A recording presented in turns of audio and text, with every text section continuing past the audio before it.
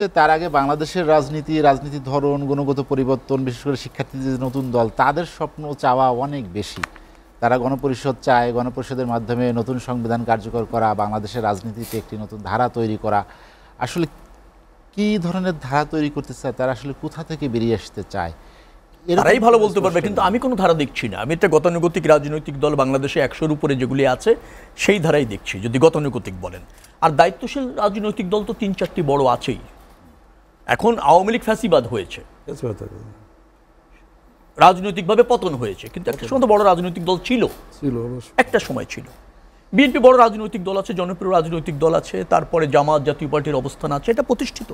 আর বাকি তো 100-র উপর রাজনৈতিক দল আছে। আমি নতুন কিছু তাদের মধ্যে দেখছি না, আমি পাইনি এরকম। কেন এখন যদি বলেন পাইনি কেন, ধরেন তাদের আত্মপ্রকাশের সাথে যদি ধনী ব্যক্তিরা এই পাশে থেকে সহযোগিতা করে, তো বাংলাদেশের বড় বড় রাজনৈতিক দলগুলির সাথে তো ধনী ব্যক্তিরা জড়িতও আছে এবং পার্লামেন্টেও থাকছে তো, আওয়ামী লীগও থেকেছে, বিএনপিও থেকেছে।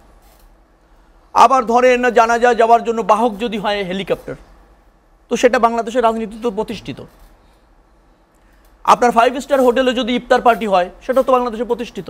অতিথিরই তো আপনি নতুন আনলেন কি, আনলেনটা কি? আর আপনি যা বলছেন, আমি বারবার বলছি, যেগুলি কিছুটা কাল্পনিক, কিছুটা অবাস্তব, অপ্রাসঙ্গিক বাংলাদেশের প্রেক্ষাপটে। বাংলাদেশে একটা প্রতিষ্ঠিত গণতান্ত্রিক রাষ্ট্র, শাসন কাঠামো তো শাসনতন্ত্রে, হ্যাঁ, সেই শাসন কাঠামো বা শাসনতন্ত্রের রাজনৈতিক ব্যবহার হয়েছে বিধায় আওয়ামী লীগ 17 বছরে ভোট ছাড়া ক্ষমতায় থাকতে গিয়ে ফ্যাসিজম কায়েম করেছে। ত্রুটি ওইটুকু জায়গায়। এখন সরকার বলছে কম সংস্কার চাইলে ডিসেম্বরে, বেশি চাইলে আরও পরে। আমি তো কমটাও জানলাম না, বেশিটাও বুঝলাম না, সেটা কি কেউ জানে?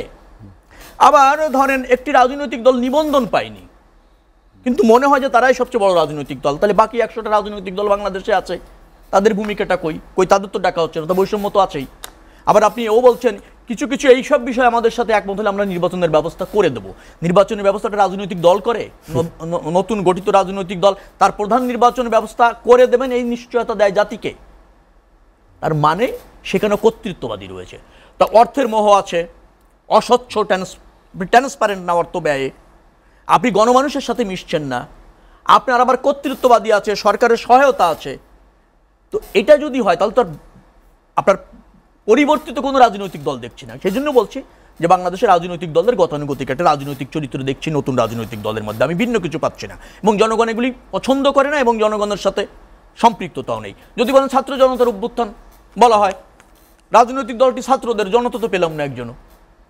অভ্যুত্থানকারী কারা ছিল? আছে কি?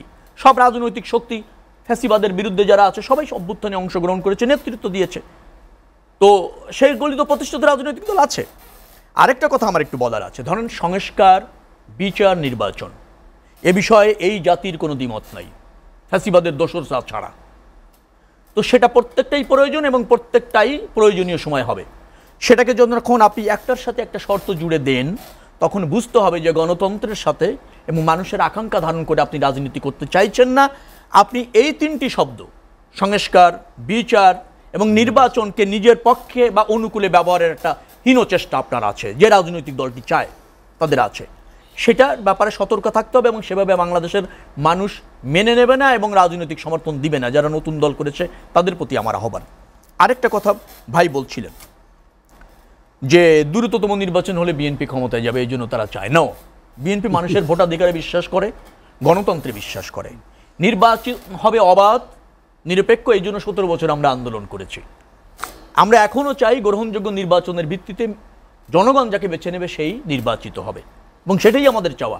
সে ব্যাপারে আমরাও নিজেরা ক্ষমতায় যদি যাই, সংস্কারে বদ্ধপরিকর। এখনও বলছি সরকার যদি নির্বাচনের আগে প্রয়োজনীয় সংস্কার করে, আমাদের সেখানে সম্মতি আছে এবং আমরা সহযোগিতার জন্য প্রস্তুত।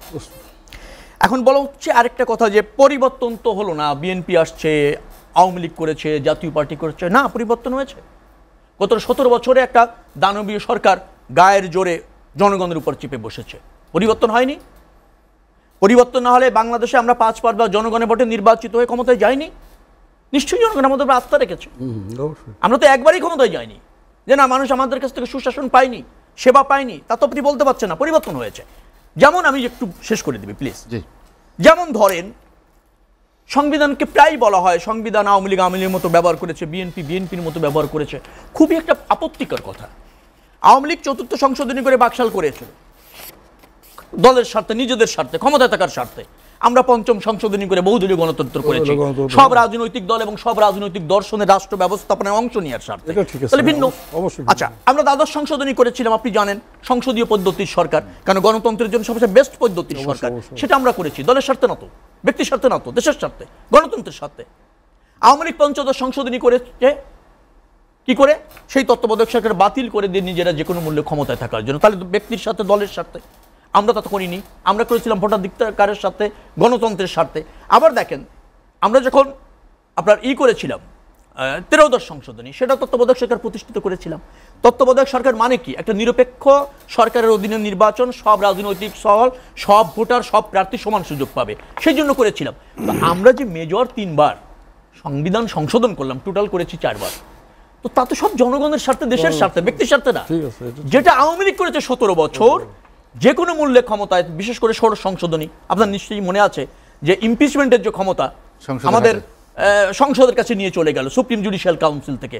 তার মানে আওয়ামী লীগের হাতে অথবা সংসদ সদস্যদের হাতে, রাজনৈতিক ব্যক্তিদের হাতে, এটা আওয়ামী লীগ করেছে বারবার।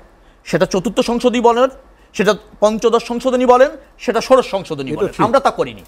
এই জন্য বলছি যে বিএনপি, হ্যাঁ, আওয়ামী লীগ 17 বছর দুঃশাসন, অপশাসন করেছে বিদায় সব রাজনৈতিক দল, বিএনপি, জাতীয় পার্টি এভাবে বললে সেটা হয় কি? রাজনীতির প্রতি অনীহা সৃষ্টি করা হয়, বিদ্বেষ তৈরি করা হয়।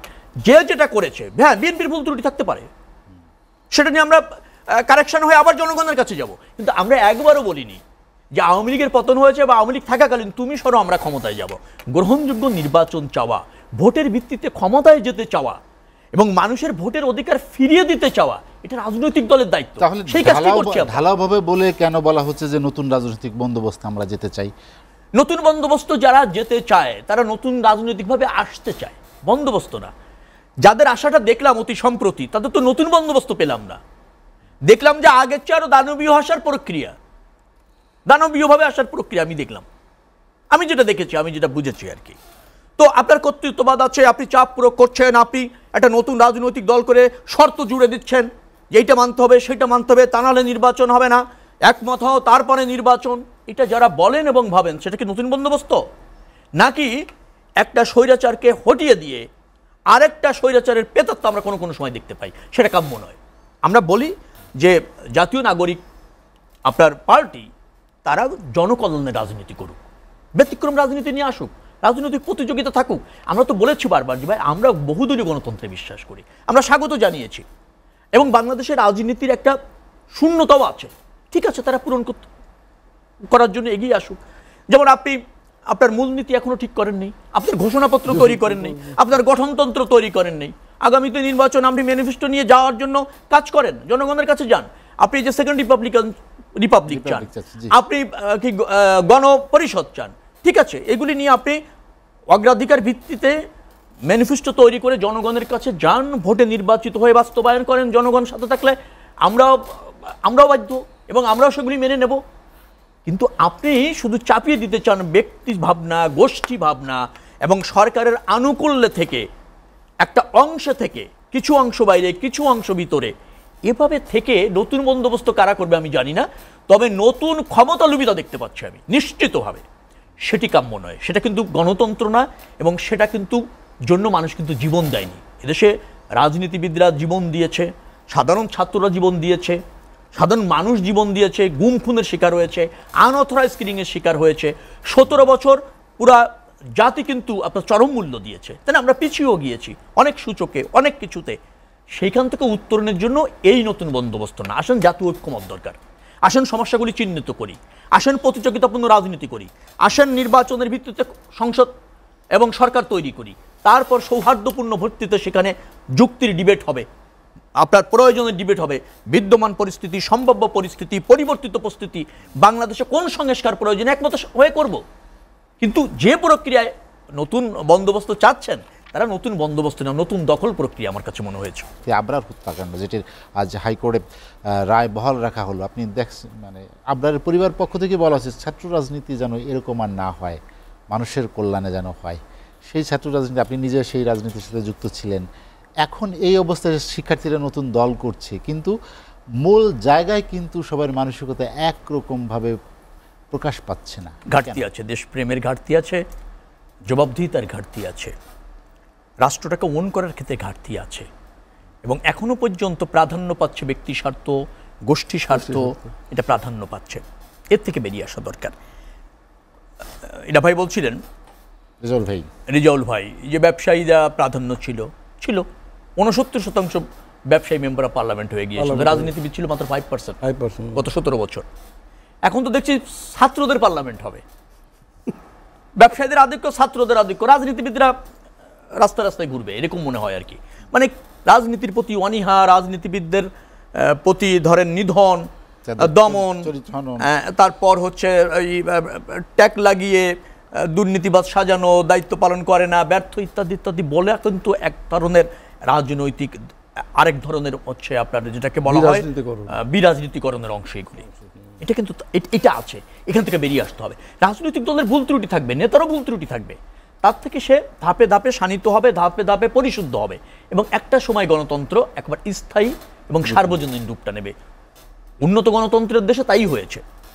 এখন ধরেন বলা হচ্ছে নতুন সংবিধান, আমি ওই বিস্তারিত যাব না, সময় অত নাই। মনে রাখা দরকার, সংবিধান যখন সংশোধন হয়, প্রত্যেকটাই নতুন সংবিধান, সংশোধনের পরে ওটা নতুন করে নতুন আঙ্গিকে আসে, নতুন আঙ্গিকে আসে। আপনি যদি মেজর সংশোধন আমরা করি, যেগুলি অন্তরায় গণতন্ত্রের জন্য, যেগুলি রাজনৈতিক ব্যবহারে উদ্দেশ্য করেছে আওয়ামী লীগ, তার বাইরে আসতে পারলে নিশ্চয়ই যে সংশোধন হবে সেটাও নতুন সংবিধান। আরেকটা কথা মনে রাখা দরকার, সংবিধান পরিবর্তনশীল, এটা কোনো স্থায়ীভাবে না। ছাত্ররা যেভাবে বলতে চায় এটা স্থায়ী সমাধান চায়, তো সংবিধান তো পরিবর্তনশীল। মানুষের প্রয়োজনে, সময়ের প্রয়োজনে সংবিধান পরিবর্তন হবে। সংবিধান কোনো স্থায়ী রূপ না, পৃথিবীর কোনো জায়গা না। আরেকটা কথা জানা দরকার, যে সংবিধান দিয়ে কখনো ফ্যাসিবাদী আটকানো যায় না। যে ফ্যাসিবাদী শক্তি তৈরি হয়, স্বৈরতান্ত্রিক শক্তি যেগুলি তৈরি হয়, স্বৈরশাসক যখন তৈরি হয়, সে সংবিধানও মানে না, জনগণও মানে না, সে শুধু গায়ের জোরে থাকতে চায়, রাষ্ট্রযন্ত্র ব্যবহার করে থাকতে চায়। রাষ্ট্রযন্ত্র ব্যবহার যে করে তাকে সংবিধান দিয়ে রহিত করা যায় না। অবশ্যই, এটা ঠিক আছে। এটা হচ্ছে রাজনৈতিক প্র্যাকটিস, জাতীয় স্বার্থ ঐক্যমত। এবং একটা বাক্য দিয়ে শেষ করবো, যে 5 বছর শেষে জনগণের কাছে গিয়ে ম্যান্ডেট নিয়ে আসলেই আপনি পরিবর্তনটা স্থায়ী হবে, এছাড়া আপনি কোনো আইন দিয়ে পরিবর্তন করতে পারবেন না। ঐক্যমত্যের কথা বলছি, ঐক্যমত্য যদি প্রতিষ্ঠিত না হয়, তাহলে 5 আগস্টের যে গণ অভ্যুত্থান, তার ভবিষ্যৎ আসলে কি, তার ফল কার কাছে যাবে, আর যদি ব্যর্থ হয় তার দায় বা কে নেবে? ব্যর্থ হওয়ার সুযোগ নেই, ব্যর্থ হলে সেটা জাতির জন্য ক্ষতিকর হবে। তবে ঐক্যমত্য সব বিষয় হবে না, জাতীয় স্বার্থ এবং ধরেন গণতন্ত্র, দেশের মানুষের বৃহত্তর স্বার্থে আমাদের কিন্তু একমত হতে হবে, স্বাধীনতা, সার্বভৌমত্বে একমত হতে হবে, সেই জায়গা আমাদের একমত হতে হবে। কিন্তু পথ তো ভিন্ন থাকবে, আপনার আদর্শ ভিন্ন, আপনার দল ভিন্ন, আমার দল ভিন্ন, আমার আদর্শ ভিন্ন, আপনার পন্থা এক, আমার পন্থা এক, এটা উন্মুক্ত থাকতে হবে, এটা গণতন্ত্রের সৌন্দর্য। কিন্তু দিন শেষে যেখানে আমাদের হবে, যে আমরা যখন দেখব যে না, মেজরিটির ভিত্তিতে এবং জনমতের ভিত্তিতে এই স্বার্থটি জনকল্যাণের, সে ব্যাপারে আমরা একমত থাকব, সেখানে আমরা দ্বিচারিতা করব না, সেখানে আমরা বিভেদ তৈরি করব না, সেখানে আমরা বাদ প্রতিবাদে যাব না।